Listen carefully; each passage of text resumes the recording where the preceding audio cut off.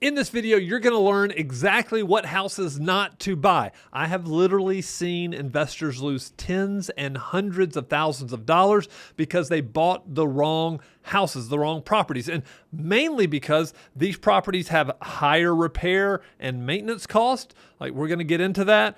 Difficult to resell. So when you need to liquidate, it's much harder to liquidate these types of houses.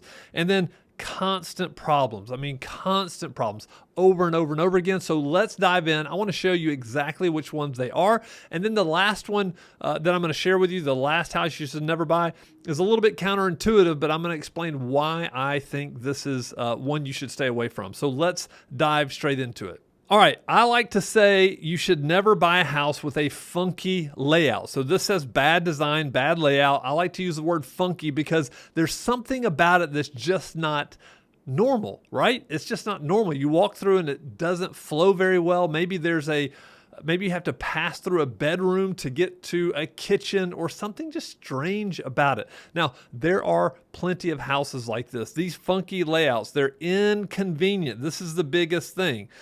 There's a reason why these huge home builders like D.R. Horton sell hundreds of thousands of houses, and they're all very cookie cutter types. And that's because they sell. People like the open floor plan. They like the natural flow of a property. Now, not every house has an open floor plan, but if you're an investor and you're buying, let's say, a 1950s, 60s, 70s house, there are still funky and weird layouts that you should steer away from.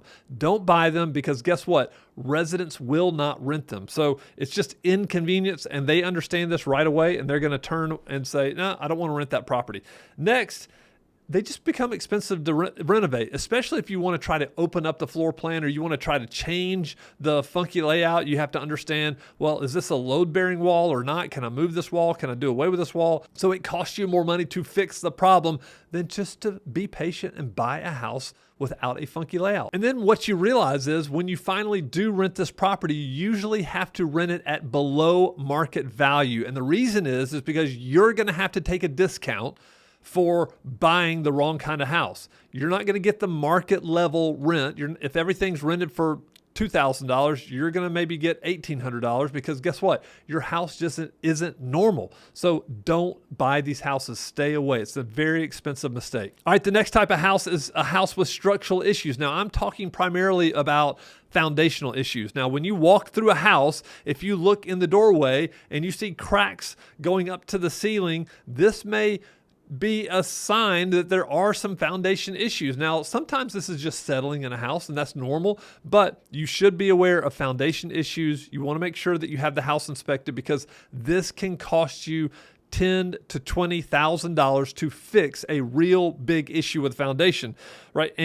And really, they cause more problems over time because as the house kind of shifts more and more things, you're going to have drywall that's cracked. You're going to have floors that are tilted. And then when you have renters coming in to rent the property, they're going to go, wow, they put a ball on one end and it rolls to the other. That's the problem. Again, older houses might have a little bit of this, but you should avoid these. And then again, like I said, large cracks, foundation issues, big problem. Stay away from properties with structural issues unless you have a lot of experience fixing them.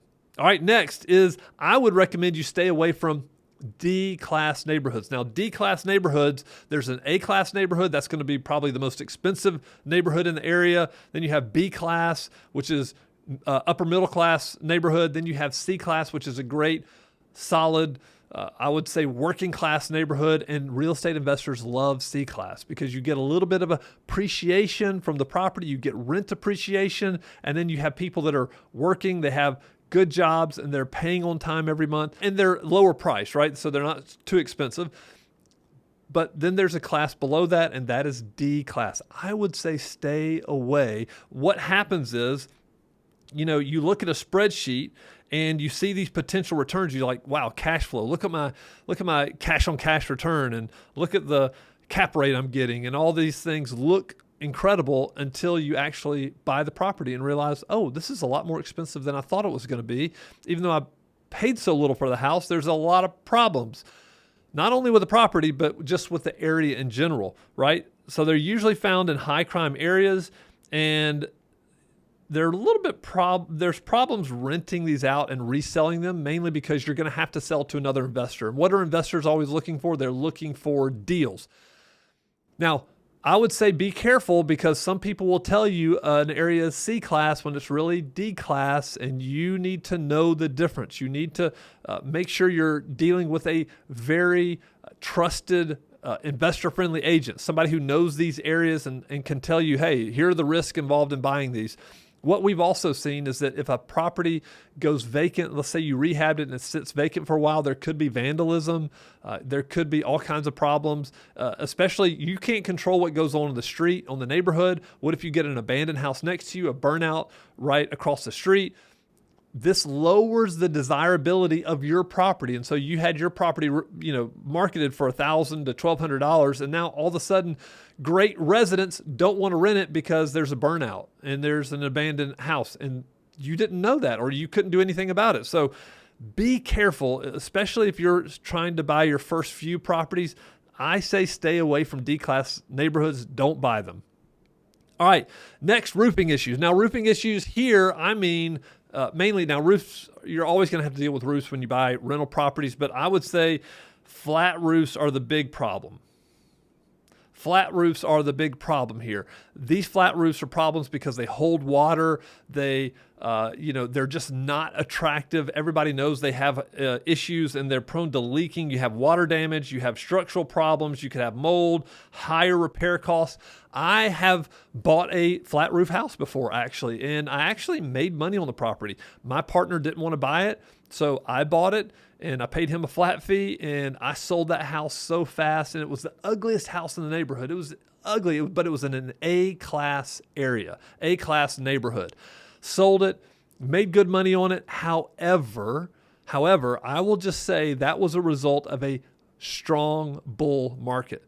And what happened was I started thinking, well, started confusing a bull market for brains. And I said, well, hey, look how smart I am. Look how, I know better. Now, that was the only flat roof property I ever bought. I just encourage you, don't buy those houses. Stay away from them. Unless every house in the area, this is just what they do, then maybe so. But I would just encourage you, stay away from flat roof houses. They tend to be more problems than typical normal roofs. All right. This is a big one. Especially because in a lot of D class and maybe some C class areas, you have old homes. And I mean anything over 100 years old, 1920, 1925, below 1900s. I have bought these houses. And a lot of people look at these houses and they go, oh, but when people were building houses back then, they had great bones. And I'm like, yeah, they had great bones, but they had bad wiring. They had bad plumbing. They had just bad in general. You're going to have a lot of repairs to do. It's going to be very expensive to maintain this property. Whatever you think your repairs are going to be, go ahead and bump them up. We're talking, especially if like the plumbing hasn't been fixed, throughout the whole house, you maybe have cast iron pipes or whatever, you're going to have problems. Also, another big thing with these properties is the high ceilings, because there wasn't air conditioning, central heat and air back in these days. And so they opened the windows and they had really high ceilings. Well, now when you stick central heat and air in these houses with the high ceilings, they cost a lot to heat and to cool. And residents don't like that because it's super expensive on the utility bills. And so it's just going to be costly.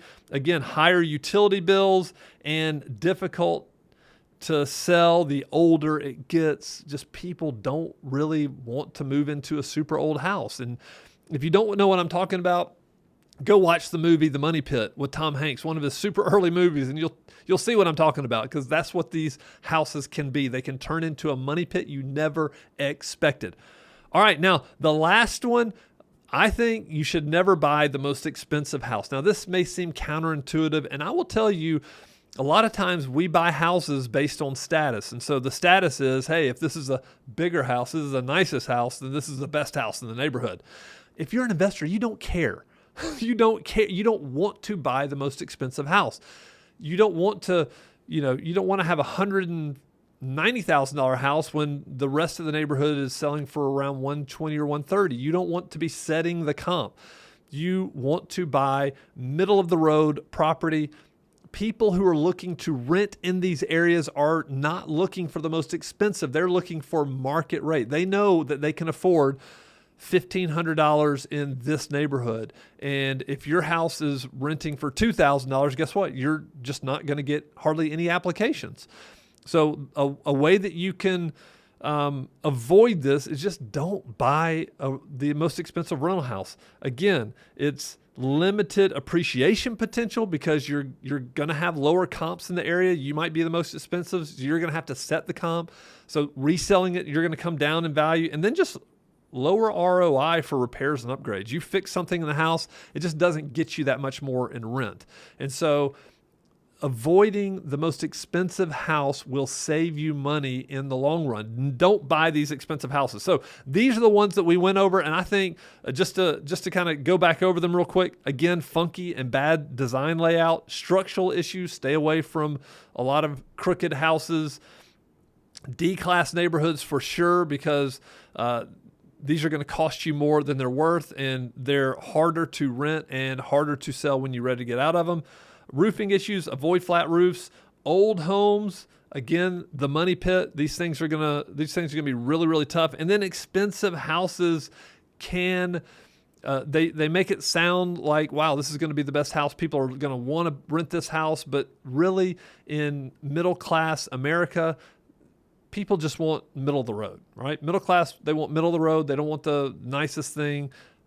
They typically are looking to stay within the market. So those are the houses I would never buy.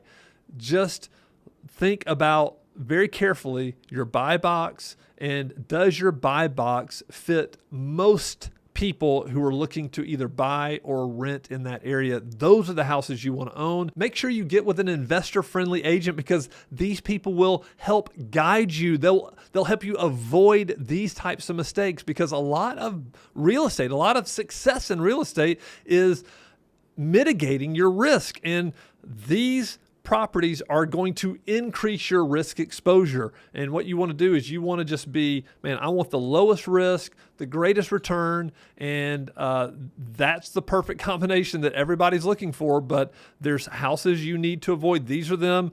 So if you like this video, go ahead, like it, subscribe to our channel, share it with a friend, and we'll be back with more investor-friendly videos just like this one.